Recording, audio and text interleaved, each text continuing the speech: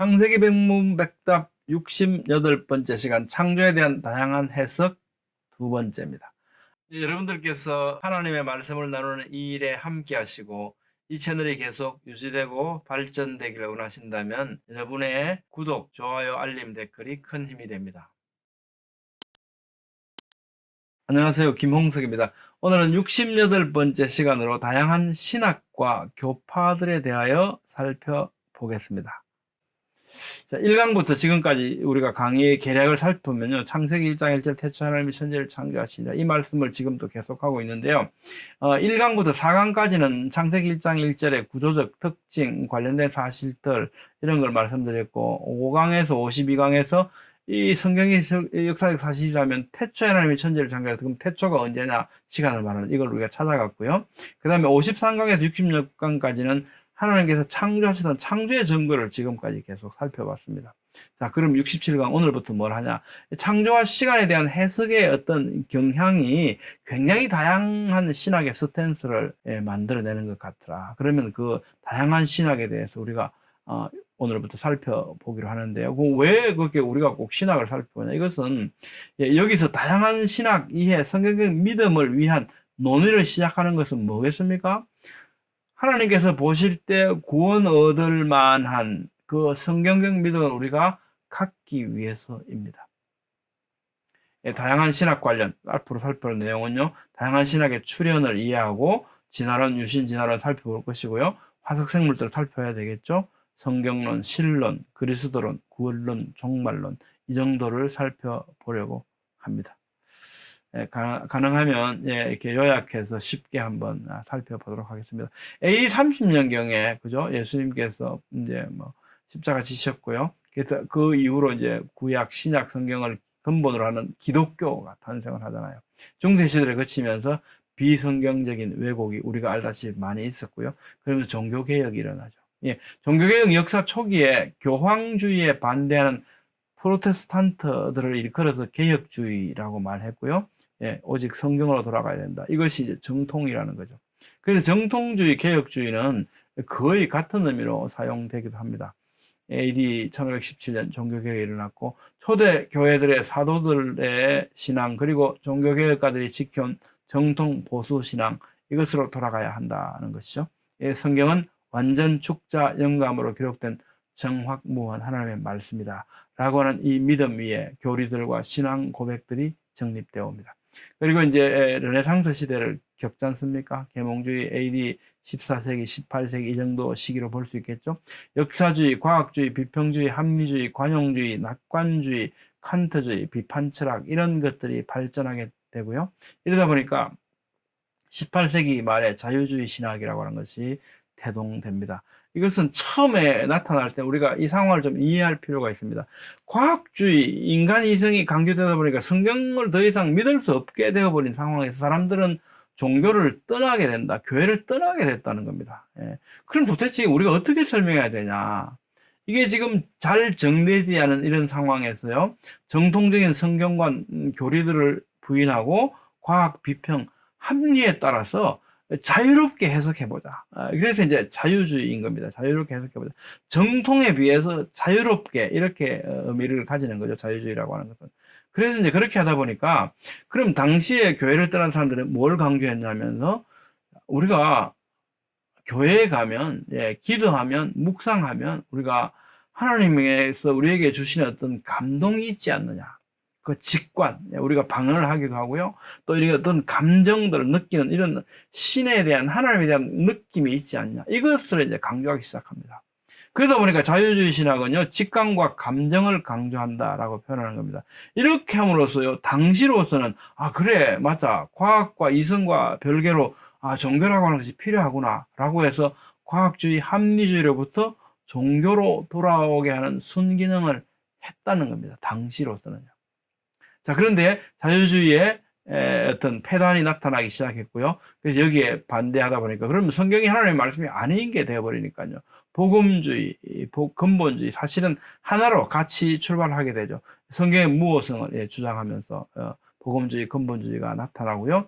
그러면서 또 한편은 신정통주의가 나타납니다. 정통으로 돌아가자 이런 모토죠. 정통으로 돌아가자 신정통주의. 그러나 성경 영감성을 부인하고 그 안에서도 고등 비평에 관한 자유주의 견해가 수용된 상태로 신정통주의가 나타납니다.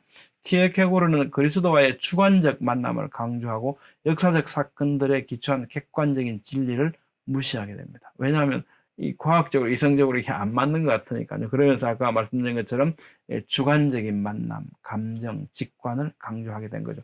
칼바르트는 인간 중심이 아닌 하나님 중심으로 돌아가야 된다라고 이제 자유주의 신학이 잘못되었다라고 이제 돌아가자고 말하면서도요. 또 그러나 성경의 영감성과 무호성을 부인하고 고등 비평을 받아들이게 됩니다.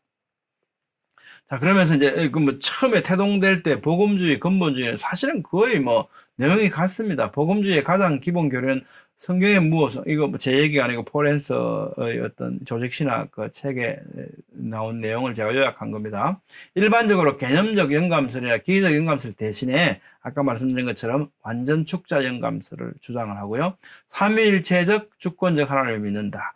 또 인간의 전적 타락, 오직 은혜로 구원받는다는 것을 믿는다. 예수 그리스도의 대속, 육체적 부활, 성천, 재림을 믿는다. 오직 믿음으로 구원받는다. 복음 전도의 중요성을 강조한다. 이런 것이 복음주의의 특징이었고요.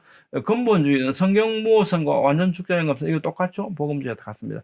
근데 또 그리스도의 동정의 탄생, 기적, 대속, 유색, 부활 다 똑같습니다. 특징적인 것은 진화론을 거부하는 것과 자유주의 고등 비평학을 반박하는 것. 이것에 있어서 복음주의보다 근본주의는 더 강한 성향을 보입니다. 자, AD 20세기경에 와서요. 복음주의, 근본주의는 복음주의와 근본주의로 이렇게 다른 색채를 보이면서 분리가 되기 시작하는데요. 복음주의는 교파 내에서 자유주의자가 등장하게 되고요. 성경의 무호성이 약화되고 진화론을 수용하는 경향으로 나아갑니다. 그래서 자유주의 경향성 교파들이 들어오면서 연대하기 시작했고요. 근본주의는 이러면 안 된다. 근본을 고수하자. 그러면 성경 무호성을 고수하고 자유주의의 경향성 복음주의와 분리를 하고 일부 또 극단적인 분리주의자들이 생겨나기도 합니다. 그래서 원리주의, 분리주의 이렇게 하면서 안 좋은 어떤 모습을 보이기도 합니다. 너무 극단으로 나아가서 너희하고는 같이 못 있겠다 해서 자기들만 잘났다 이렇게 돼버린 거예요. 분리주의자. 신정통주의는 성경 무호성을 부인하고 진화론 수용 경향을 가지면서 자유주의화 경향을 가지게 되었습니다. 미국의 복음주의 분리 현상을 한번 예시해 보겠습니다. 우리한테 굉장히 큰 도움이 되는 것 같습니다. 그래서 매체는 초기에 대표적 근본주의 지도자로서 자신이 봉직하고 있던 프린스턴 신학교가 자유주의 변화를 계속 이제 따라가게 되니까 이거 안 된다, 우리 그리 가면 안 된다 하고 막 막으려고 했지만 도저히 막을 수 없게 됩니다. 그래서 1929년에 일부 프린스턴 신학교 교수들을 이끌고 나와서 웨스트민스터 신학교를 설립하게 됩니다.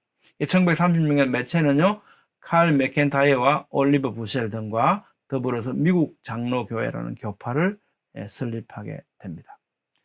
자, 그다음 한국의 복음주의 분리 현상을 한번 살펴보겠습니다. 1912년 조선 예수교 장로회가 설립이 되고 1942년 10월 16일 날 해산을 하게 되고요. 1947년 이게 지금 일제강점기 때지 않습니까? 1947년 재건하게 되고요. 1949년 대한예수교 장로회로 명칭을 변경하게 됩니다. 1951년에 무슨 일이 일어나냐면 일제 신사 참배 문제가 일어나면서요. 이 문제가 거론되면서 그들이 회개하고 돌아왔다면 하나님께서 판단하실 거다. 우리가 그 사람들을 정죄하지 말고 받아들이자. 이렇게 배척하면 안 된다는 입장이 전반적인 거였고요. 근데 거기에 대해서는 안 된다, 수용할 수 없다라고 해서 합의가 안 되니까 갈라서기 시작합니다. 그래서 갈라져 나간 분들이 이제 고려신학교를 설립하게 된 거죠. 이게 대한예수교 장로회 고신이 됩니다. 1954년에 자유주의 신학 노선, 성서 비평학을 따르던 사람들이 이게 갈라져 나옵니다. 그러면서 나가서 조선신학교가 되고요. 이것이 후일 한신대학교로 개명이 됩니다. 이것이 오늘날 기독교 장로회 기장입니다. 그 다음에 1959년에 WCC에 가입할 것이 여부를 두고 예장총회에서는 이를 칼빈주의 신학에 다르다고 결의를 하고 우리 못 들어간다 이러면서 WCC는 가톨릭이 주도하고 있고 신정통주의 신학의 에큐메니컬 운동으로 규정하면서 우리는 안 된다라고 합니다. 근데 반면에 그 내부에서요, 유학파 신정통주의를 공부한 목사님들은 하나의 교회로 가는 좋은 기회다 이러면서 계속 노력하고 연동교회에서 모임을 계속했다고 합니다. 연동교회 모임책은요, 교회는 고백은 달라도 진리신 하나님 한 분을 예배한다면 하나의 통합된 교회가 될 수 있다고 이제 천명을 하면서 통합책이 되어서 갈라져서 WCC에 가입합니다. 그래서 통합책이 되는 겁니다. 한편 이제 그 반대편에서는 성동교회 모임책의 합동책은요, 교회는 하나의 진리를 향해 함께 갈 수 있지만, 즉 합동할 수는 있지만 교리가 다르다면 아직 하나는 아니다, 이렇게 천명을 하게 되죠. 그래서 이게 합동책이 됩니다. 그 다음에 이후에 1961년 대한예수교 장로회 대신이 분리되어 나오고, 1974년 대한예수교 고려가 분리되어 나오고요. 또 2012년 1월에 또 한국예수교 장로회가 출범을 하게 됩니다. 현재 대한예수교 장로회라는 교단은요, 170여 개 교단이 있습니다. 신학적으로 분류해보면, 크게 분류해보면 예장 합동책은 칼빈주의 신학이고요. 총신대 쪽이죠. 예장 통합적 장신대 쪽이죠. 여기는 신정통주의 신학. 또 기독교 장로회는 자유주의 신학을 표방한다고 말합니다. 표면적으로는 모두가 진리를 표방한다고 합니다만, 우리에게 진정 절실한 것은 뭐겠습니까? 구원 얻는 성경적 믿음입니다. 우리는 이것을 찾아가려고 하는 거죠. 여러분의 생각은 어떠십니까? 오늘은 다양한 신학과 교파가 생겨나게 된 배경을 살펴봤습니다. 여기서 중점적으로 살펴보고자 하는 것은 어떤 신학이나 교파들에 대한 비평이 아니고요, 구원 얻을 성경적 믿음을 찾아가고자 하는 노력입니다. 다음 시간에는 진화론과 성경에 대하여 살펴보도록 하겠습니다. 감사합니다.